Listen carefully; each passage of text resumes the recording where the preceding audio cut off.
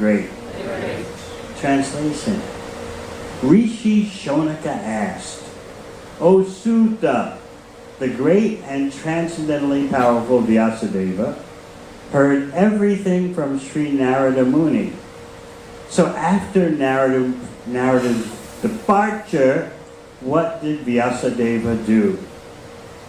Purport.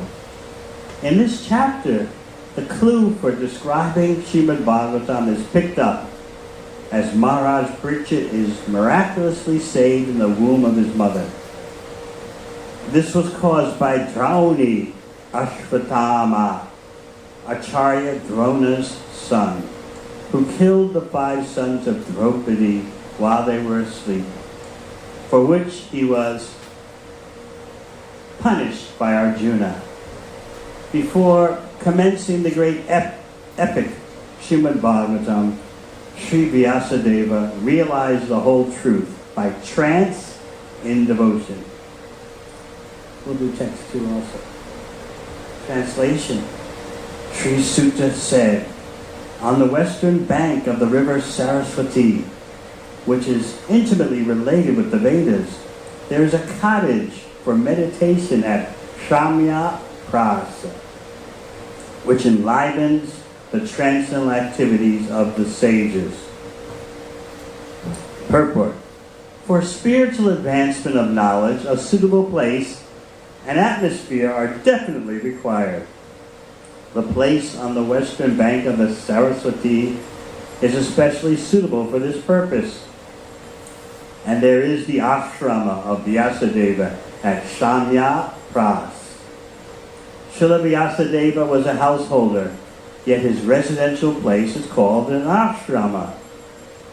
An ashrama is a place where spiritual culture is always foremost. It does not matter whether the place belongs to a householder or a mendicant. The whole varnashrama system is so designed that each and every status of life is called an ashrama. This means that spiritual culture is the common factor for all. The brahmacharis, the grihastas, the vanaprasthas, and the sannyasis all belong to the same mission of life, namely realization of the Supreme. Therefore, none of them are less important as far as spiritual culture is concerned. The difference is a matter of formality on the strength of renunciation. The sannyasis are held in high estimation on the strength of practical renunciation.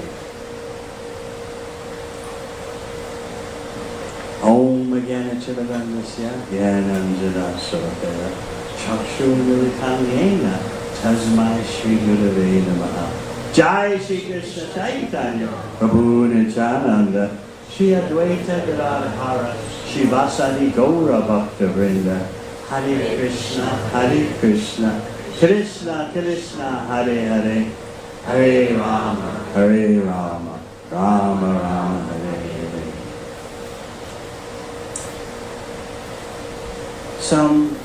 Let us discuss some about Vyasadeva. Sometimes the question arises, who is Vyasadeva? His name, Vyasadeva, or Veda Vyas, refers to his activity of compiling or editing the Vedas. He's also known as Dvaipayana Vyas because he was born on an island. Is Veda Vyas Vyasadeva Shaktyavesh avatar? Or is he a plenary expansion of the Supreme Personality of Godhead? The answer is both. In some yugas, when Vyasadeva appears, he's an empowered jiva. In some yugas, he's the Supreme Personality of Godhead, plenary expansion. Rupa Goswami describes when Vyasadeva is a plenary expansion, that means he's a special type of Vishnu Tattva that doesn't reveal all the potencies of Vishnu Tattva. Vyasadeva appears, and it's not the same person. He appears every Divya Yuga, the 4 yugas, such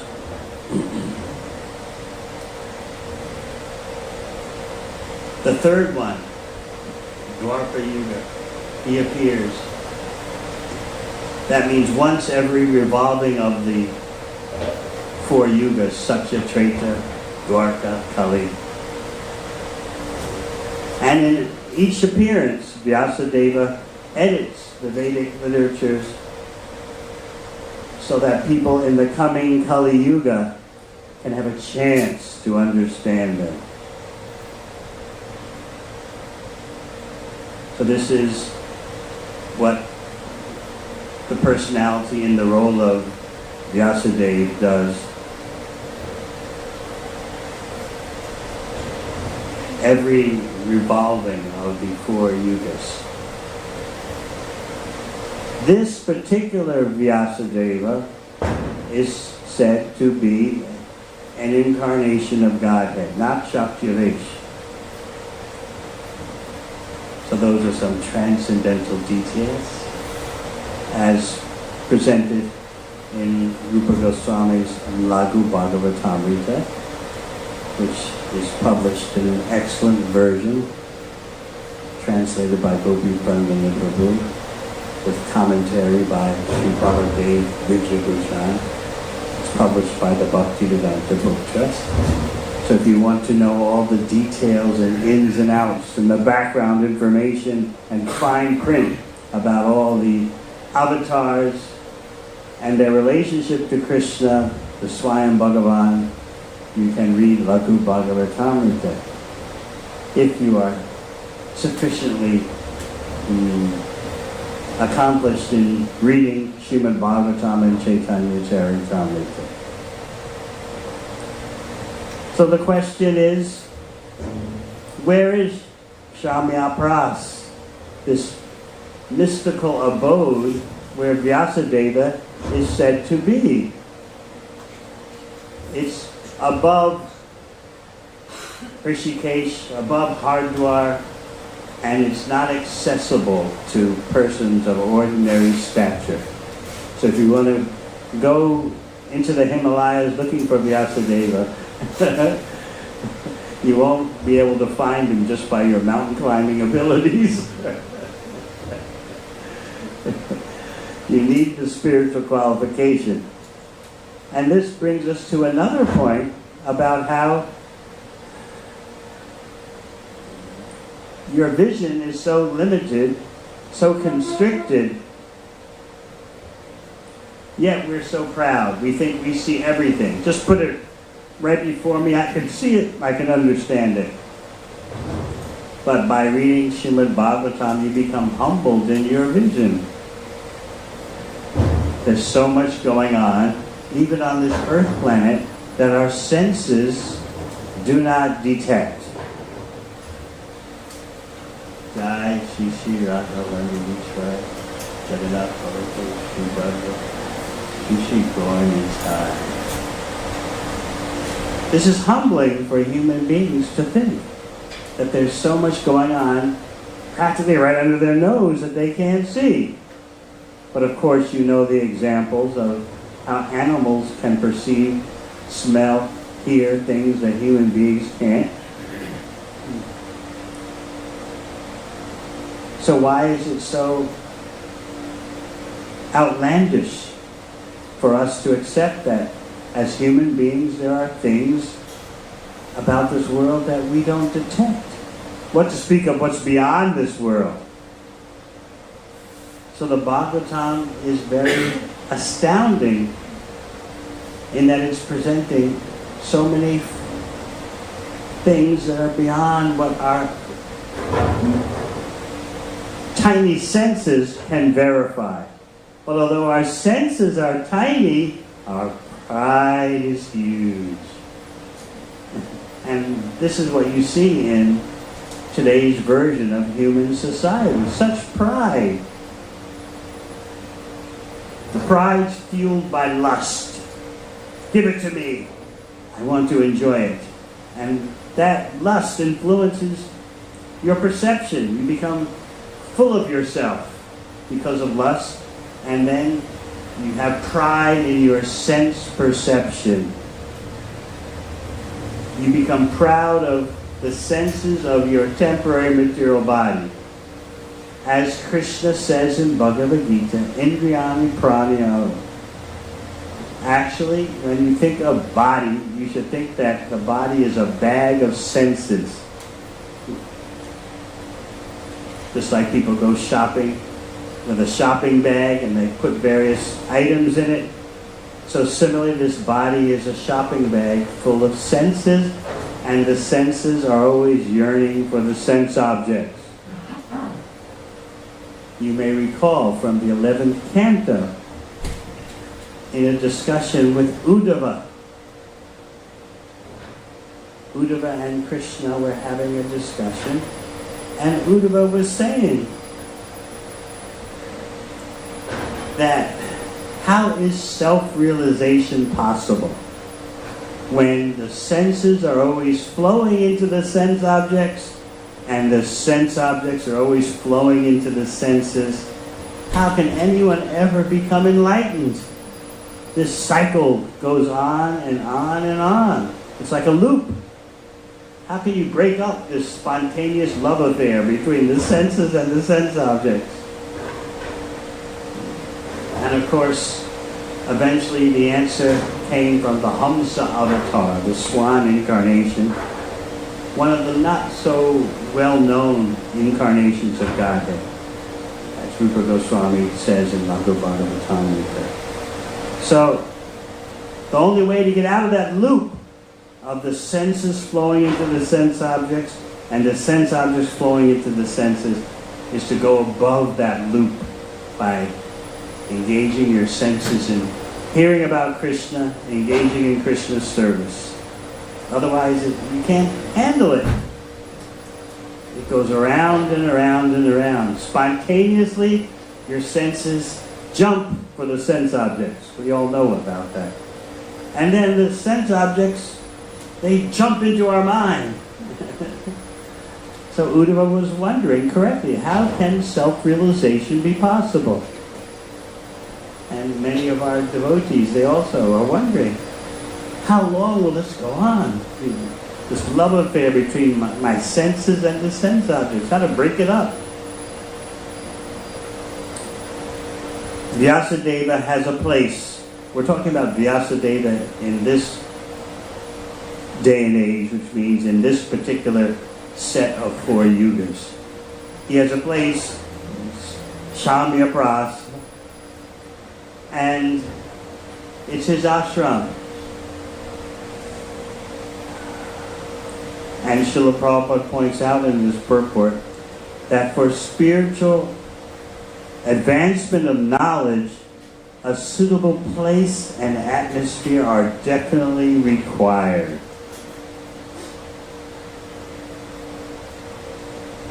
So this applies to us also. It's not just a recommendation for ancient times. If we're serious about spiritual advancement, our foremost concern is, where is the suitable place? Where is the suitable atmosphere? And often, such suitable places and atmospheres for spiritual advancement involve some material inconvenience, a little bit of austerity. But as we were speaking the other day, the devotee should always keep in mind, what is my number one priority? Because whatever you do in this material world, in a material body, there's going to be some inconvenience, right? Just like yesterday, it was very inconvenient. Very hot weather. Who can say that they were not inconvenienced?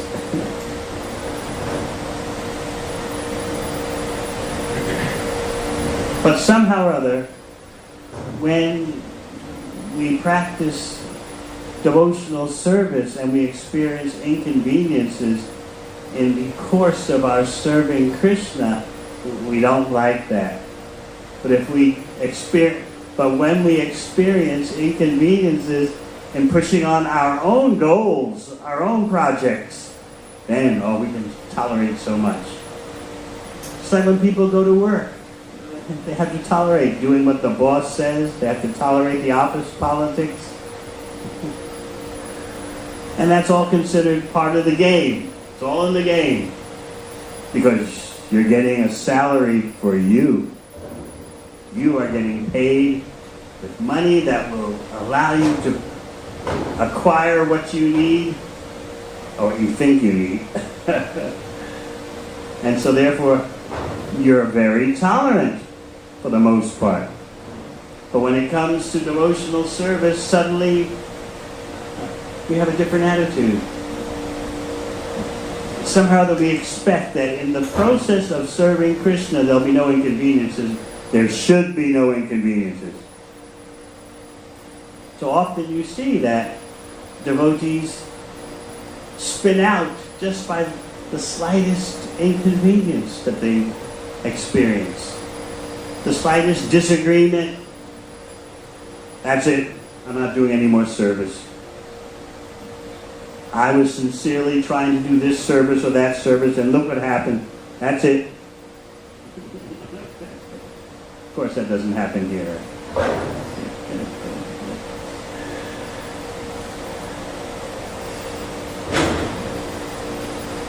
Those persons who would seek out Vyasadeva in his mystical abode in Samyapras went through some austerities, seeking him out in the Himalayas. Now people will not do such a thing, undergo such austerities to meet a saintly person. So this is why we bring the saintly persons to the people.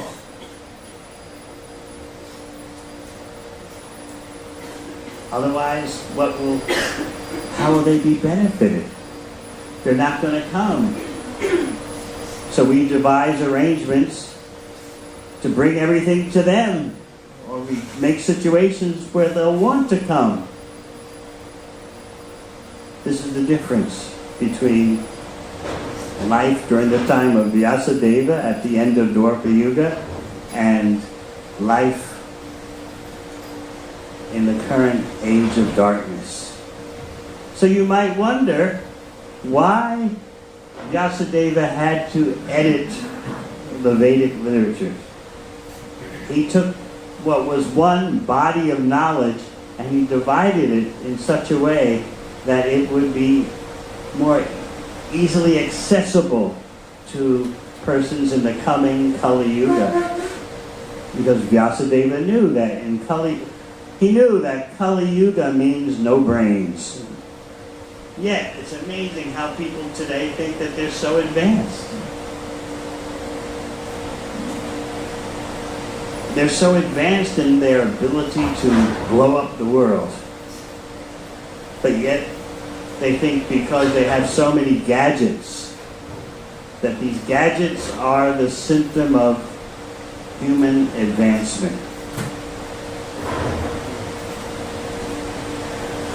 So actually this is one of the tricks of Maya and the representatives of Maya. How is that? Just think if you were Ishwar, if you were in control of society, whether behind the scenes or in public, whatever. Wouldn't it be a very smart way to control people by letting them have all kinds of gadgets?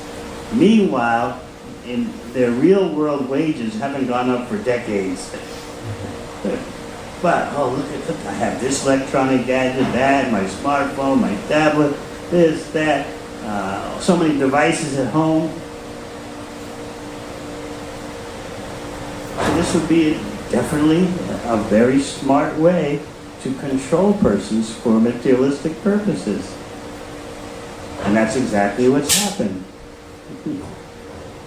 Whether in the UK or the USA, people's wages haven't gone up for decades. But the expenses have all gone up. But because they have so many gadgets, and the gadgets are cheaper, faster, and better, we're progressing. So in that way, people are bewildered. While working harder than ever. And not getting any real increase in their wages for decades. So you can see that if you were a demoniac controller, this is exactly what you would do, and certainly it's exactly what happened. Just like, without getting into the whole controversy about whether ladies should work or whether ladies should stay at home, the traditional role of the Mataji in Vedic society versus the contemporary realities today. We're not getting involved in all that. But it's a fact, and I studied this at the university, that just like my generation, I grew up in a little kid in the 50s. I remember in New York, in my neighborhood in New York, no mothers worked full time. Any middle class family, even lower middle class, could get by just on the fathers working, and the mother stayed at home and raised the kids. That's practically impossible these days. But I remember, as a little kid, roaming the neighborhood, you couldn't do any naughty activities, any mischief, because everyone's mother was home and they would report you to your mother.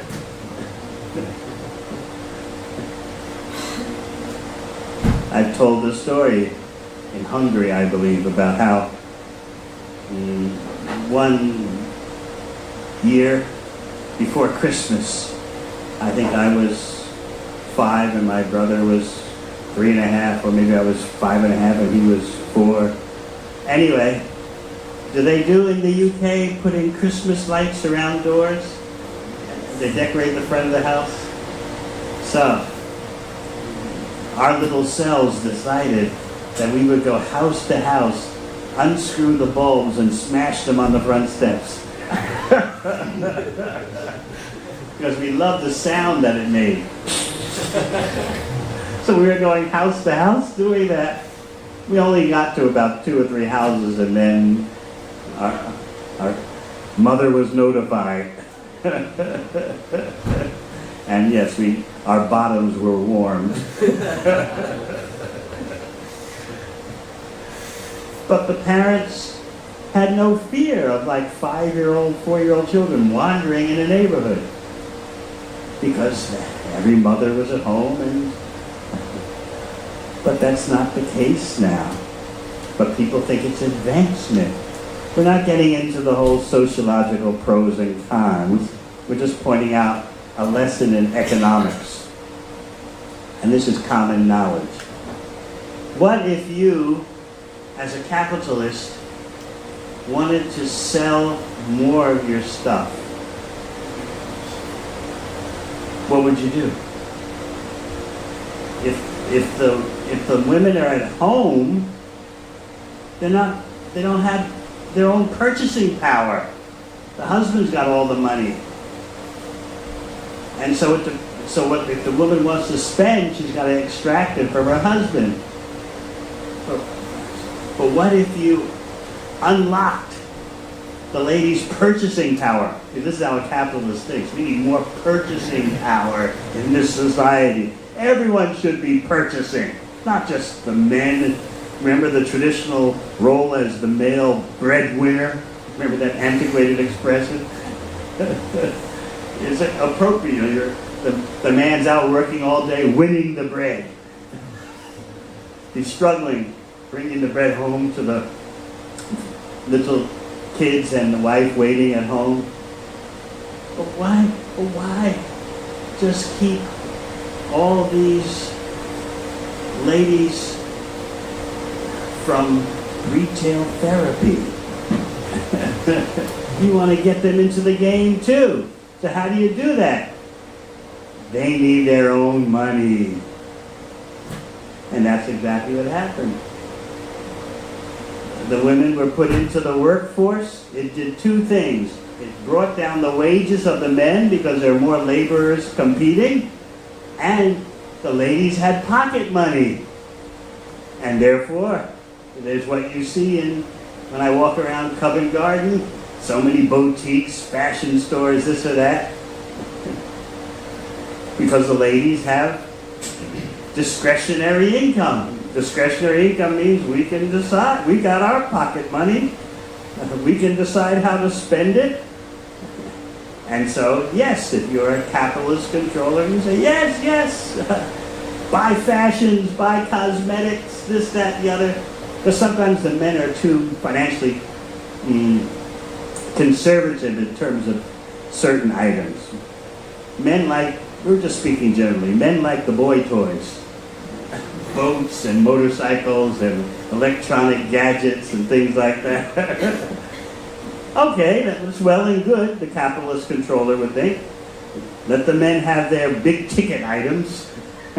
But so much money can be made by fashion conscious and cosmetic conscious ladies. So in this way, by flooding the labor market with ladies, you bring down the price, you bring down the cost of wages because the men can't demand so much wages because there's other options. There's so many ladies who will take the job. And also, the ladies will have money in their pocketbook and they'll spend it on because they want to look good at work. They want to smell good at work. So in this way, everyone, male or female, is driven mad in a consumer society. That's the point. I'm not saying which gender capacity is better or this or that. That's not the point. The point is that the whole society has become mad, and it's been designed in that way. It's not rocket science.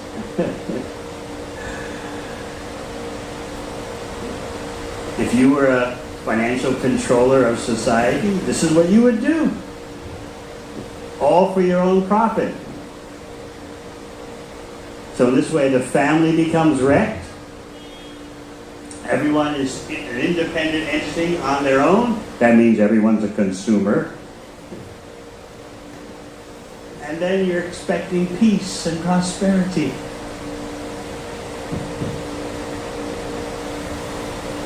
So where is that society that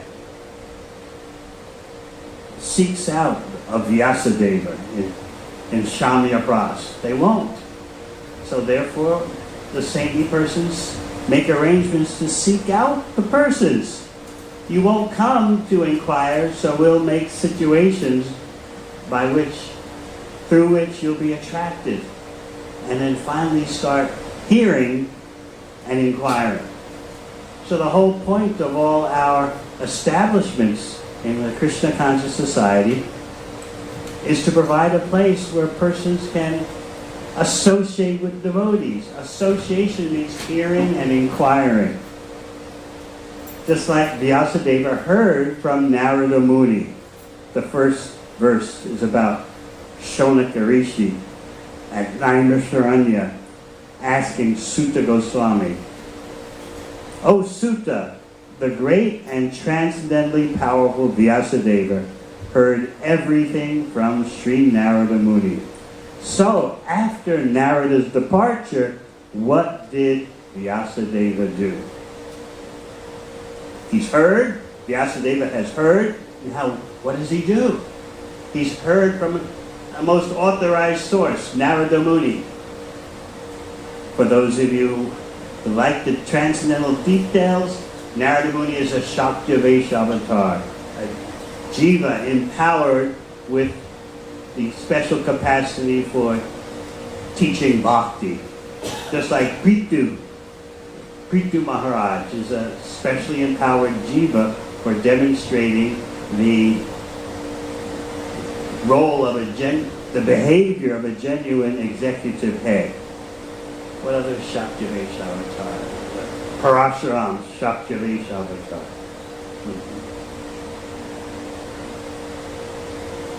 So what did Vyasadeva do? He heard. That's the most important thing. He's hearing. He's taking knowledge from the authorized source. I don't know how much you can appreciate the reality, the practical reality that for there to be an advanced human society, human beings have to be able to hear authorized knowledge. Authorized knowledge means from an authorized source. And that's why what Vyasadeva does is so important. He's giving you knowledge from an authorized source, and he's edited the knowledge so that in Kali Yuga it can be understood. Now you may say that, well, after Vyasadeva compiled the Vedic literatures, Mahabharata and so on and so forth, Vedanta Sutra, he was dissatisfied, and then he compiled Srimad Bhagavatam. Does that mean that Srimad Bhagavatam was created by Vyasadeva? No, it always exists. Bhagavatam always exists in various degrees of comprehensiveness. The appropriate example might be like an accordion. Just like Dalmor plays accordion. The accordion can expand and it can contract. So Srimad Bhagavatam is always present, but sometimes it's expanded and sometimes it's contracted. And the Srimad Bhagavatam on the heavenly planets has billions of verses. But it's the same kernel. So Vyasadeva took what was already existing in an abridged form, and he expanded it and presented it in such a way that it could be understood in this age of Kali. And therefore, as Lord Chaitanya himself has certified, before you are liberated, read Srimad Bhagavatam, and after you are liberated, go on reading Srimad Bhagavatam. So Sri Chaitanya Mahaprabhu solidly established the necessity of Srimad Bhagavatam. Otherwise, you see there were Vaishnava lines that would stress Vedanta Sutra or other books. And they were Vaishnavas, but then Chaitanya Mahaprabhu, who is Krishna himself, said, Bhagavatam is the essence. And as the Bhagavatam itself says, it's the literary incarnation. It's the light in the darkness of Kali Yuga. But to approach Srimad Bhagavatam and properly relish it, you have to have some humility that human beings aren't so intelligent. And that's a big barrier for so many people today. They think they know so much. They think human society has become so advanced. And meanwhile, you see the destructive capabilities of human society multiplying every year.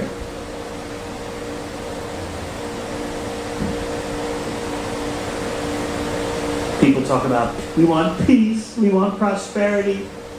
Meanwhile, so much money goes to weapons that can destroy the whole planet.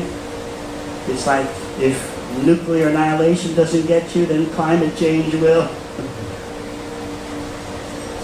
They're called the apocalyptic twins. Climate change and the nuclear threat. What kind of human being lives in that kind of atmosphere? But we take it as normal. Oh, they're nuclear weapons. We hope they'll never use them.